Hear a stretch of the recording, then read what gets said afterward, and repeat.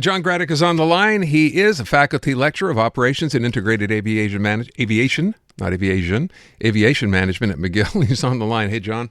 How you doing, sir? John, how many times have we spoken, I don't know, say in the last year, about the rising number of complaints against the Canadian to be fair, against Canadian Airlines through cases handled by the Canadian Transportation Agency? Is it every time we talk?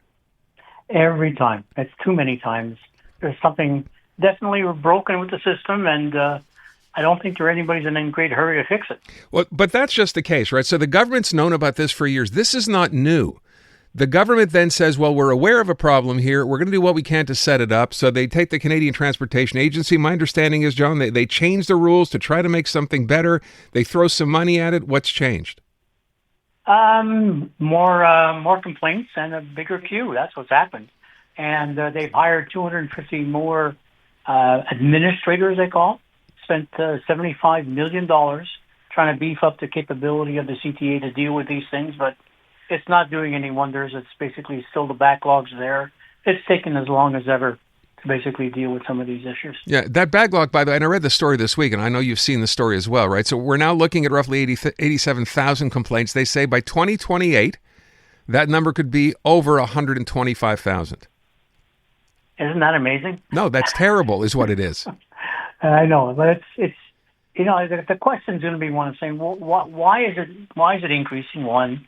And two, the government really has to kind of streamline this process. My thinking is that I think these rules and this whole process isn't working properly. My recommendation has always been, let's scrap it. Let's not do this. Let's not go into it, because we've created a business for the carriers to, in fact, hire tens, if not hundreds of people to find out excuses why they shouldn't be paying. And, it is expensive for the airlines. It's millions of dollars they're going to have to pay out to these compensation claims. So that they're putting a lot of people to work to try to dream up excuses not to pay. So, and that doesn't make any sense to me. Let's take just a sort of a case, if you will, right? Just a theoretical case here. You have a flight on one of the airlines, be it Air Canada, WestJet, whoever, and your flight doesn't leave on time or it's canceled altogether. I mean, then you decide, okay, I paid for this flight. I can't get on the flight I paid for. You file a complaint. How does the process work? The airline's got 30 days to respond to your complaint, and the airline has to provide you with details as to why they're refusing to pay your complaint. And the typical response you get from the airline these days is because of safety reasons. And because of safety reasons, which are exempt from paying these compensation numbers, we're not paying. So then it goes to you have a choice as a customer to basically go and say, okay, I'm going to appeal the airline's decision not to pay. And that goes to the CTA, and that's where the clock starts to run. Currently 2.5 years, maybe going to 3 years. 2.5 years, average time you will wait once the airline decides they're going to appeal until you hear anything at all. And in those cases, John, do you know after that 2.5 years, what percentage of those are actually settled? Who gets money? They don't tell you. We don't know. They don't know. So it's under confidentiality agreement. You have no idea reasons why either they pay or don't pay. It's a adjudicating process where the results are confidential. And so you as a general public have no idea who's at fault and who's got, did the customer win or did the airlines win? You have no idea. So, okay, you study this kind of stuff. What's the solution? You said scrap the whole deal. How would that work if we did? What would then have to happen? Well, the U.S. doesn't have any of this stuff. Not that the U.S. is a great system, but the U.S. we don't deal with this stuff individually. We'll find the airlines. If we find that there's a systemic process that the airlines systemically are providing lousy service to the customers, we will fine the airline. So Southwest Airlines a couple of years ago got a $140 million fine for being consistently late for 3 or 4 days.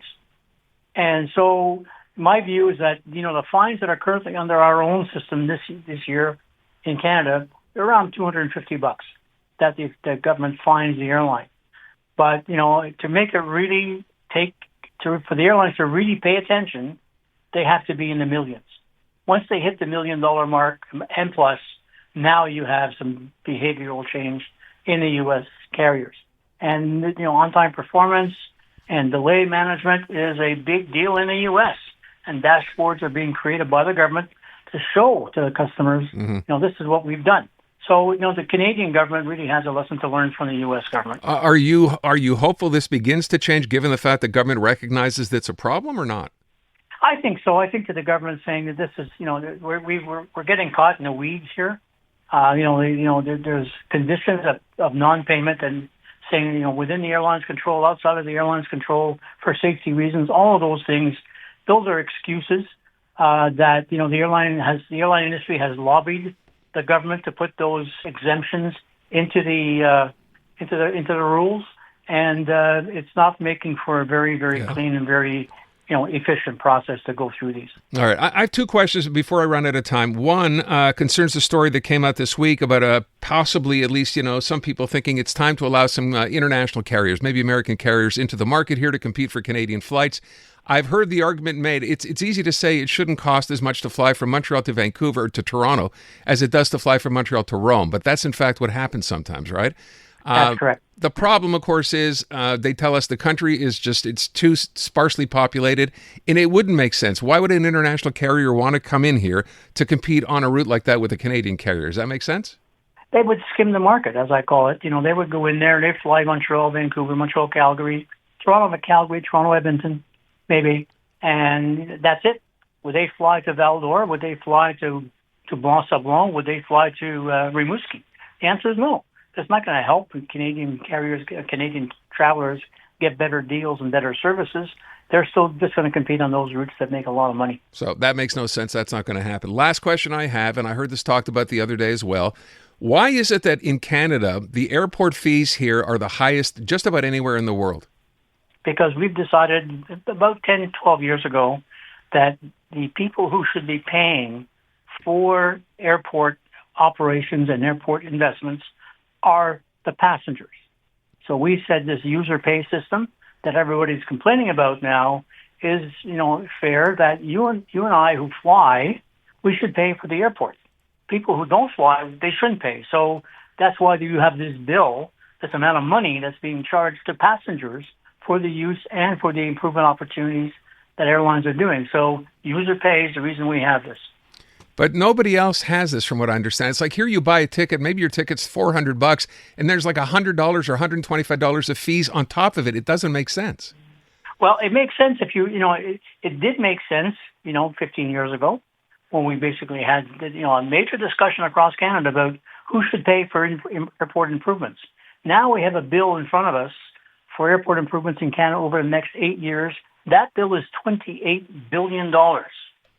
To improve that's money they're planning to spend. Mm-hmm. Who's going to pay for that, Aaron? You? Me? As general taxpayer? Nope. It should be the Canadian traveling public. And I think that's where we have, it may not be the best system, but it's one that, has tested, the fairness of how we should in fact be treating aviation. User pay. That's not the answer I was hoping for, John, but that's okay. I wanted the airlines to pay for this, wanted the airports to pay. They're the ones making the money from this. Why should it be user pay? But we'll leave that for another day. All right, John, I appreciate it as always.